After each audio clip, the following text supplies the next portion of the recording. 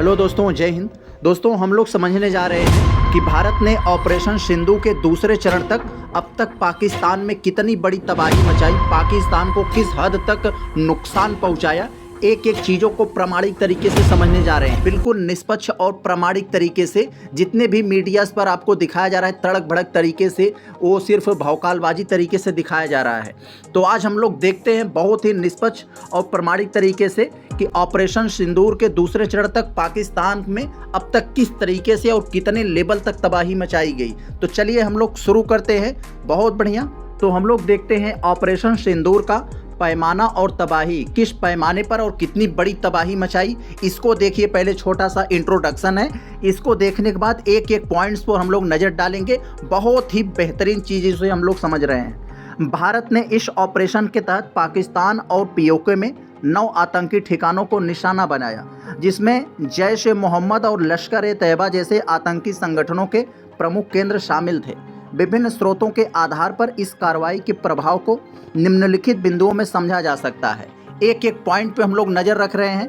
आतंकी ठिकानों का विनाश किस तरीके से हुआ।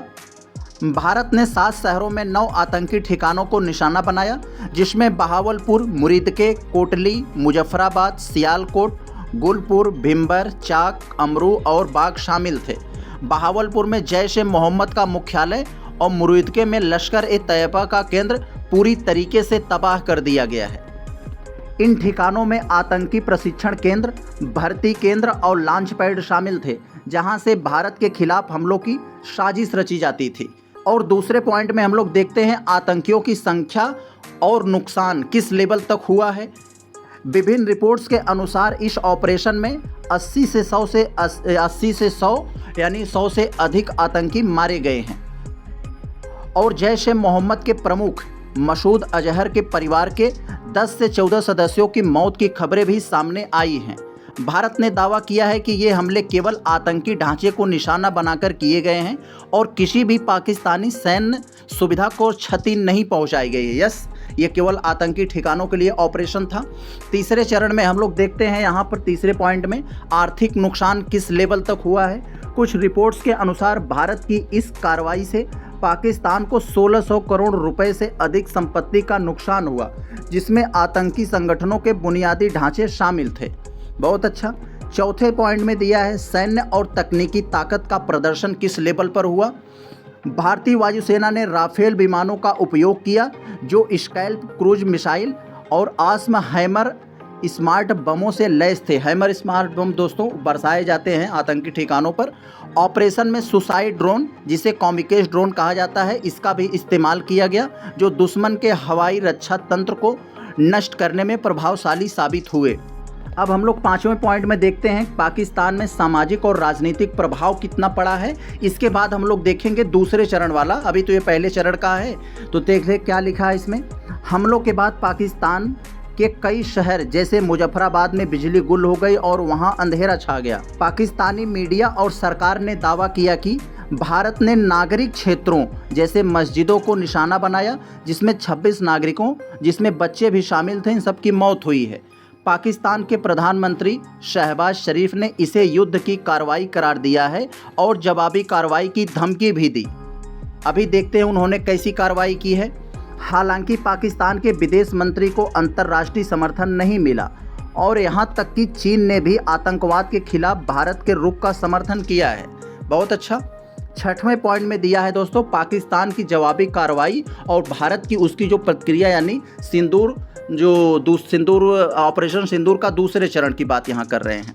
तो ऑपरेशन के बाद पाकिस्तान ने पुंछ और नौशेरा में नियंत्रण रेखा यानी एलओसी पर गोलाबारी शुरू की, जिसे भारत ने करारा जवाब दिया। यहाँ पर दोस्तों कुछ रिपोर्ट्स के अनुसार 15 से 17 लोगों की यहाँ मृत्यु हुई है पाकिस्तान के एलओसी पर गोला बारूद से। अभी रिपोर्ट्स कंप्लीट नहीं है, तो इस पर हम चर्चा नहीं कर रहे हैं। अभी हम केवल ये देख रहे हैं दूसरे चरण का। पाकिस्तान ने भारत के 15 शहरों पर हमले की कोशिश की, लेकिन भारत ने S-400 वायु रक्षा प्रणाली यानी एयर डिफेंस सिस्टम का उपयोग करके इसे नाकाम कर दिया और लाहौर में पाकिस्तान के हवाई रक्षा रडार और सिस्टम को नष्ट कर दिया। ऑपरेशन का नाम सिंदूर पहलगाम हमले में मारे गए पुरुषों की पत्नियों के दुख को दर्शाता है, जिनके पति आतंकियों ने मार दिया। यह भावनात्मक और सांस्कृतिक संदेश था कि भारत ने आतंकवाद के खिलाफ एक कड़ा रुख अपनाया। सैन्य संयम कैसा था?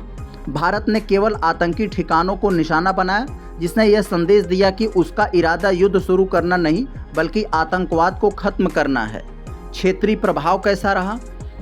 इस कार्रवाई से भारत ने पाकिस्तान के बीच तनाव और बढ़ा दिया, लेकिन अंतर्राष्ट्रीय समुदाय खासकर अमेरिका और बेलारूस ने दोनों देशों से संयम बरतने की अपील की है।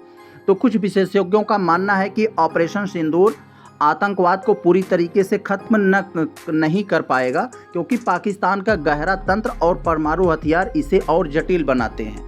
अब हम लोग देखते हैं निष्कर्ष, जितने भी बातें हमने ऊपर बातें किया उसका यहाँ पर कंक्लूजन दिया है।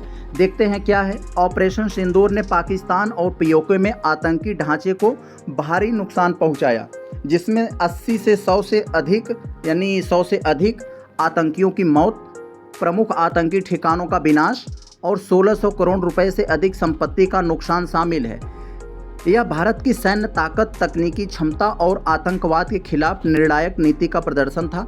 हालांकि पाकिस्तान की जवाबी कार्रवाई, क्षेत्रीय तनाव ने स्थिति को और जटिल बना दिया। विशेषज्ञों का मानना है कि यह ऑपरेशन आतंकवाद को कमजोर करेगा, लेकिन प्रॉक्सी युद्ध और कश्मीर विवाद को पूरी तरीके से खत्म करना अभी एक बहुत बड़ी चुनौती है। यस, तो हम लोगों ने देखा किस तरीके से पहले और दूसरे चरण में हुआ ये सब। ऑपरेशन सिंदूर का पहला और दूसरे चरण में भारत ने किस तरीके से निपटा उससे, और पाकिस्तान ने जो छिटपुट गोलाबारी की उससे कुछ नुकसान हुआ है, जिसको दूसरे चरण में उसका जवाब दे दिया गया। तो हम लोग आगे जो भी अपडेट्स आएगी आपके सामने रखेंगे। जय हिंद।